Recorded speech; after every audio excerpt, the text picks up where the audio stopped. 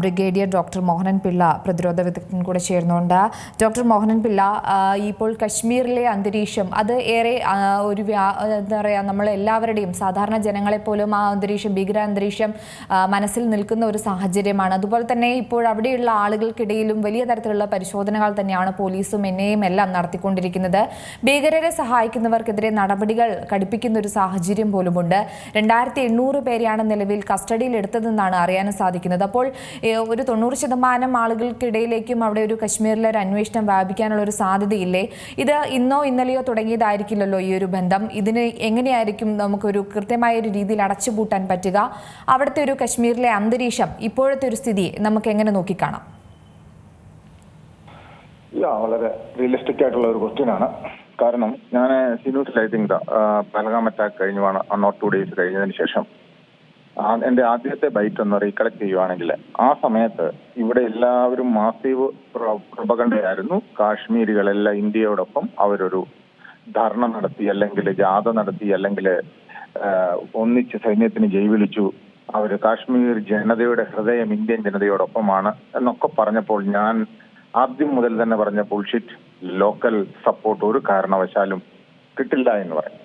അത് തെറ്റാണ്. അതിപ്പോ ശരിയാണെന്നുള്ളത് വളരെ വ്യക്തമായില്ലേ? കാര്യം ഒരു ദിവസം കൊണ്ട് മനസ്സ് മാറാവുന്ന ഒരു സിസ്റ്റം അല്ല കാശ്മീരിൽ ഈ ഗതി വന്നതിന്റെ മുഖ്യ കാരണം അവർക്ക് വളരെ നല്ല രീതിയിൽ വർക്ക് ചെയ്യാനുള്ള ഒരു സമയം കോവിഡ് കഴിഞ്ഞതിന് ശേഷം 370 എടുത്തു കളഞ്ഞതിന് ശേഷം ഒരു അഡിക്വേറ്റ് ആ ലോക്കൌട്ട് ടൈമിൽ, അതായത് ഒരു കവേർഡ് സിറ്റുവേഷൻ ഉണ്ടായിരുന്നു. അങ്ങനെ ആ ഒരു സമയം അവർക്ക് കിട്ടിയപ്പോൾ അവരത് നല്ല രീതിയിൽ മുതലെടുത്തു. ഇന്ത്യൻ ഗവൺമെന്റിനെ support in the sense open ആയിട്ട് ആരാണെങ്കിലും സപ്പോർട്ട് ചെയ്യും, ഡയറക്ട്ലി ഇൻഡയറക്റ്റ് ആയിട്ട് സപ്പോർട്ട് ചെയ്യില്ല. ലോക്കൽ സപ്പോർട്ട് ഇല്ലാതെ ഒരു ടെററിസ്റ്റും രക്ഷപ്പെട്ടു പോകാനും പറ്റില്ല. അവിടുത്തെ രീതി അതാണ്. അതിനുള്ള ഏറ്റവും വലിയ തെളിവാണല്ലോ ഈ ടെററിസ്റ്റുകളുടെ വീടുകള് ബസ്റ്റ് ചെയ്തു. അപ്പോൾ തന്നെ മനസ്സിലായി എത്ര വീടുകളിൽ നിന്നാണ് ഇഷ്ടം പോലെ ആമിനേഷൻസും വെപ്പണും ഒക്കെ കിട്ടിയിട്ടുള്ളത്. അവരുടെ ഡമ്പല്ലായിരുന്നു അത്. അപ്പം ഇവർക്കൊക്കെ നമ്മളോട് വലിയ സ്നേഹമായിരുന്നു. ഇതൊക്കെ മനസ്സിലാക്കാൻ ഉള്ള ഒരു പ്രത്യേകത, അതായത് ഒരു ഗവൺമെന്റ് അതിന്റെ ആ ഒരു സിസ്റ്റം നല്ല രീതിയിൽ യൂട്ടിലൈസ് ചെയ്തില്ല എന്നുള്ളതിന്റെ എഫക്റ്റീവ് എക്സാമ്പിൾ ആണിത്. ഞാനിത് നേരത്തെ തന്നെ പറഞ്ഞു, വീണ്ടും പറയുകയാണ്. അതായത് ആ ടെററിസ്റ്റുകൾ അവിടെ നിന്ന് രക്ഷപ്പെടാനായിട്ട് ഒരവസരവും കൊടുക്കാതെ ഷൂട്ട് അറ്റ് സൈറ്റ് കൊടുക്കേണ്ടതിന് പകരം ജീവനോടെ പിടിക്കണമെന്ന് പറഞ്ഞതിന്റെ മുഖ്യ കാരണം അതിലെ ജീവനോടെ പിടിച്ചിട്ട് എന്ത് ചെയ്യാനാണ്? അവര് ഇന്റർനാഷണൽ കമ്മ്യൂണിറ്റി, ശരിയാണ്, ഇന്റർനാഷണൽ കമ്മ്യൂണിറ്റിയിൽ തെളിവ് കൊടുക്കണം ഇവര് ടെററിസ്ഥാനിൽ നിന്ന് വന്നതാണെന്ന് പറയാൻ. അതൊരിക്കലും ഇതിനു മുമ്പ് എത്രയോ പേരെ ജീവനോടെ പിടിച്ചിട്ടുണ്ട്.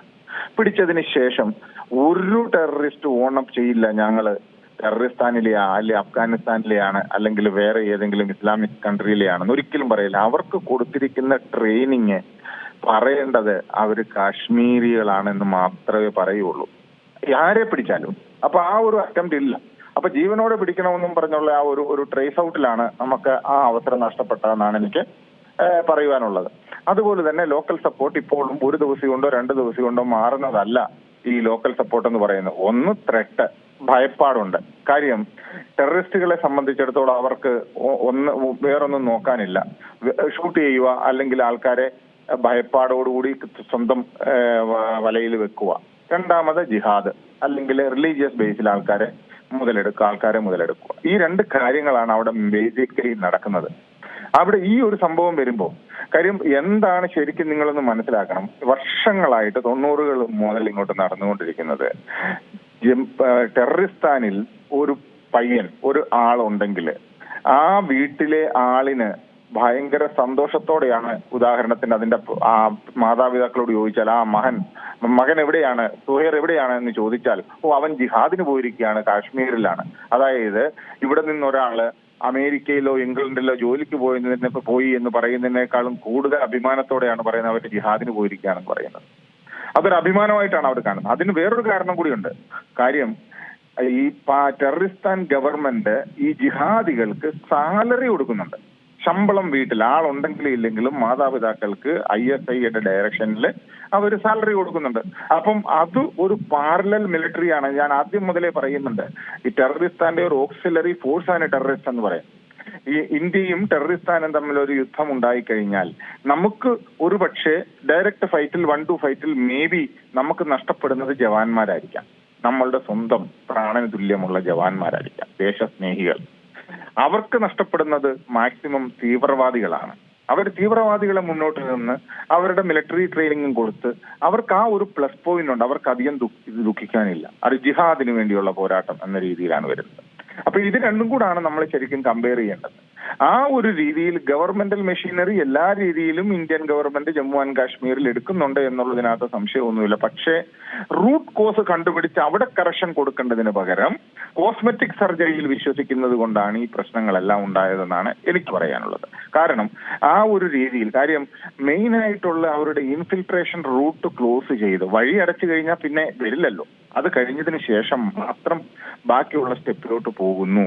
അതുപോലെ in between CT counter terrorist operations നിർത്തിവെച്ചിട്ട് ഡെവലപ്മെന്റ്സിന് കൂടുതൽ പ്രാധാന്യം കൊടുത്ത് ശരിയാണ് ഡെവലപ്മെന്റ്സ് വേണം. പക്ഷേ അറ്റ് ദ സെയിം ടൈം 100% ട്രസ്റ്റിലെ ആൾക്കാരെ എടുക്കാതെ ഈ CT ഓപ്പറേഷൻസ് ഒക്കെ നിർത്തിവെക്കുന്നത് ശരിയല്ല. രണ്ടാമത് ഈ ടൂറിസ്റ്റുകൾക്കുള്ള കാര്യങ്ങളൊക്കെ ഓപ്പൺ ചെയ്ത് കൊടുക്കുക. അതിന് 100% ഫുൾ പ്രൂഫായിട്ട് യാതൊരുവിധ പ്രശ്നങ്ങളും ഇല്ല എന്ന് ഉറപ്പുവരുത്തിയതിന് ശേഷം മാത്രമേ അങ്ങനെയൊക്കെ ചെയ്യാമായിരുന്നു. അത് നമുക്ക് പറ്റിയ ഒരു ക്ഷണം. ഭീകരാക്രമണം അതിൽ പങ്കുള്ളവർക്ക് കൂടുതൽ സംശയിക്കുന്നതും ഈ ഒരു പ്രാദേശിക അല്ലെങ്കിൽ അവിടെയുള്ള ഒരു പ്രാദേശിക സഹായം കിട്ടിയെന്ന് ഉദ്യോഗസ്ഥർ പറയുമ്പോഴും അത് വിസിബിൾ ആവുകയല്ലേ? കാരണം ഇത്രത്തോളം സഹായം അവർക്ക് ലഭിക്കുന്നുണ്ട്. അവർക്ക് അതിർത്തി കടന്ന് ഇങ്ങോട്ട് വരാനുള്ളൊരു സഹായം, അവർക്ക് ഈ 15 ദിവസം അവിടെ സ്റ്റേ ചെയ്യാനുള്ളൊരു സഹായം, എവിടെ കേന്ദ്രീകരിക്കണം, വിനോദസഞ്ചാരികൾക്ക് ഇടയിലൂടെ എല്ലാം ഭീകരർ നടന്നു എന്നൊക്കെ തന്നെയാണ് ഇപ്പോൾ ഉദ്യോഗസ്ഥർ പറയുന്നത്. പക്ഷെ അങ്ങനെയൊക്കെ പറയുമ്പം അതൊക്കെ ശരിക്കും പറഞ്ഞാൽ ഒരു ഷെയിംഫുൾ ആയുള്ള ഒരു കാര്യം തന്നെയല്ലേ? തീർച്ചയായിട്ടും അതാണ് ഞാൻ ആദ്യം മുതൽ തന്നെ പറയുന്നത്. കാര്യം ആ ഒരു ഗ്രൗണ്ട് വർക്ക് നമ്മൾ എഫക്റ്റീവായിട്ട് ചെയ്തിട്ടില്ല. അത് ശരിക്കും സെക്യൂരിറ്റി ഫോഴ്സിനുള്ള ഒരു വീഴ്ചയാണ്. പക്ഷെ ഇപ്പൊ അത് പറയേണ്ടതല്ല, ഇപ്പൊ ഒരു കാരണവശാലും പറയേണ്ടത്. പക്ഷെ ഡേ 1 മുതൽ ഞാൻ പറയുന്നുണ്ട് അവിടെ വീഴ്ചയുണ്ടായി. അതുപോലെ തന്നെ ഈ പൊളിറ്റിക്കൽ ഫണ്ടുകളാണെന്നേ കാശ്മീരികളെല്ലാം ഇന്ത്യയോടൊപ്പമാണ്, അവർ ചേർന്ന് നിന്നു. ഒന്നുമില്ല, ബുൾഷിറ്റ്, നത്തിങ് എൽസ്. ഈ കാശ്മീരിലെ സർവീസിൽ മാക്സിമം ടൈം ഈ കാശ്മീരിലായിരുന്നു. അവരുടെ മനസ്സ് ഒരു ദിവസം കൊണ്ടോ 9 ദിവസം കൊണ്ടോ മാറത്തില്ല ഒരു കാരണവശാലും. ലോക്കൽ സപ്പോർട്ട് എന്ന് പറഞ്ഞു കഴിഞ്ഞാൽ ഇപ്പോൾ അവർ കാണിക്കുന്നതിന്റെ കാര്യം ഡെവലപ്മെന്റ്സ് വന്നപ്പോൾ കൂടുതൽ ടൂറിസ്റ്റ് വരുന്നു, അവരുടെ കയ്യിലോട്ട് പൈസ കൂടുതൽ വരുന്നു. ദീപസ്തംഭം ആശ്ചര്യം. അവരുടെ പൈസയുടെ കാര്യത്തിൽ അവർ വളരെ കറക്റ്റാണ്. പൈസ എവിടെ എത്തുന്നോ അതനുസരിച്ചിട്ട് നിൽക്കും. അതുകൊണ്ടാണല്ലോ ടെററിസ്റ്റിന്റെ കൂടെ നിൽക്കുന്നത്. അതായത് അവർ നല്ല രീതിയിൽ പൈസ കൊണ്ടുവന്നിട്ട് കൊടുക്കുന്നുണ്ട്. ഒരു വീട്ടിൽ ഒരു ടെററിസ്റ്റ് നേരെ വന്ന് ഒരു വീട്ടിലോട്ട് അങ്ങ് താമസമാക്കുക. 1 മാസം 2 മാസം 3 മാസം അവിടെ നിന്നുകൊണ്ടാണ്. ആ ഒരു രീതിയിലാണ് കാര്യങ്ങൾ മുന്നോട്ട് പോകുന്നത്. നിന്നെ അവർ ആ ടെററിസ്റ്റിനെ ടേക്ക് കെയർ ചെയ്യേണ്ട റെസ്പോൺസിബിലിറ്റി ആ വീട്ടുകാർക്കാണ്.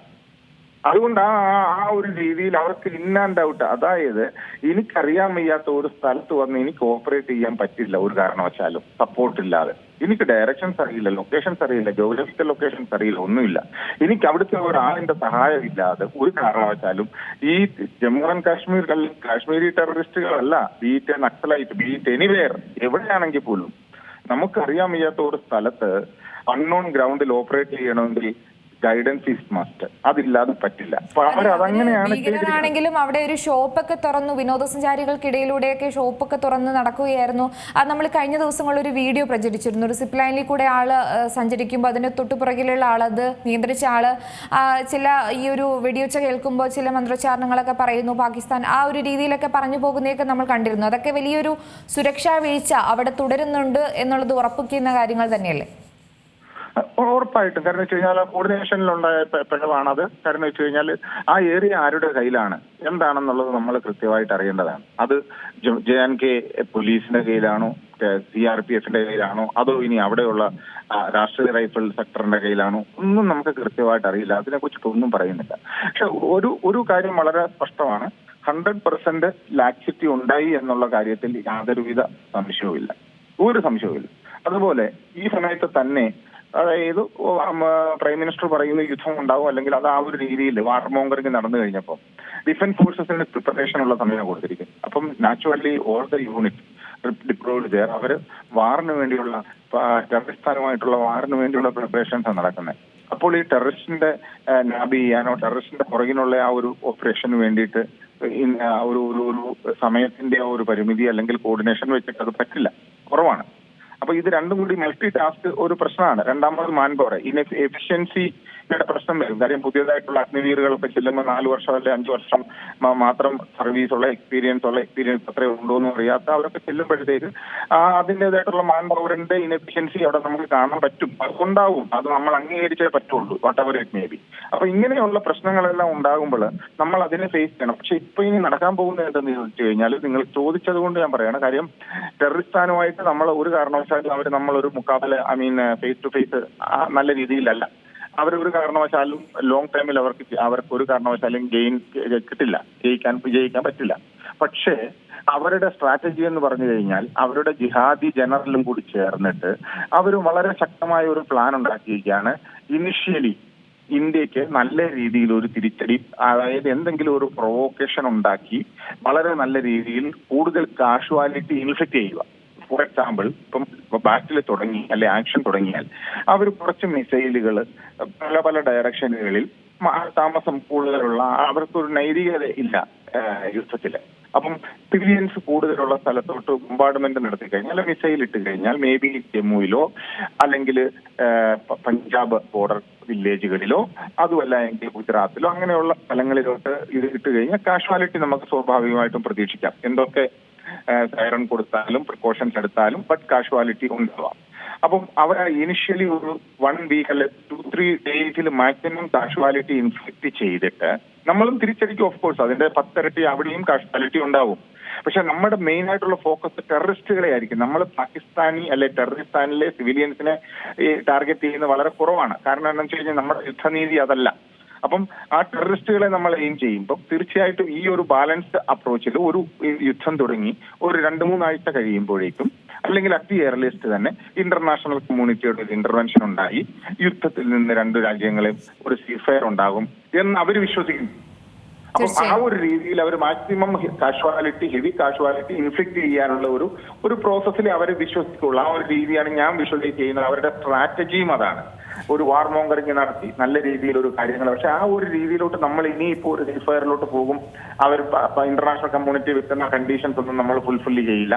നമുക്ക് നമ്മുടേതായിട്ടുള്ള ടാർഗറ്റ് ഉണ്ട്. ആ ടാർഗറ്റ് ഫുൾഫില്ല് ചെയ്ത് മാത്രമേ നമ്മൾ സ്റ്റോപ്പ് ചെയ്യൂ എന്നുള്ളതാണ് എനിക്ക് തീർച്ചയായും. ഞാനിന്ന് സമയക്കുറവ് മൂലം ഇടപെടുകയാണ് ബ്രിഗേഡിയർ ഡോക്ടർ മോഹനൻ പിള്ള. എന്നാലും വളരെയധികം നന്ദി അവസരത്തിൽ പ്രതികരിച്ചത്. എന്തായാലും ഭീകരരെ സഹായിക്കുന്നവർക്കെതിരെ കടുത്ത നടപടികൾ തന്നെയാണ് ജമ്മു കശ്മീർ പോലീസ് ഇപ്പോൾ സ്വീകരിച്ചിരിക്കുന്നത്. 2800 പേരെ നിലവിൽ കസ്റ്റഡിയിൽ എടുത്തിട്ടുണ്ടെന്നാണ് കശ്മീർ പോലീസ് അറിയിച്ചിരിക്കുന്നത്. 90 പേർക്കെതിരെ PSA നിയമപ്രകാരം കേസെടുക്കുകയും ചെയ്തിട്ടുണ്ട്. അതേസമയം തുടർച്ചയായ 11ാം ദിവസവും അതിർത്തിയിൽ പാക് പ്രകോപനം തുടരുകയാണ്. ഏറ്റവും പുതിയ വാർത്തകളും വിശേഷങ്ങളും വിരൽ തുമ്പിലറിയാൻ സീ മലയാളം ന്യൂസ് എല്ലാ ഡിജിറ്റൽ പ്ലാറ്റ്ഫോമുകളിലും ലഭ്യം.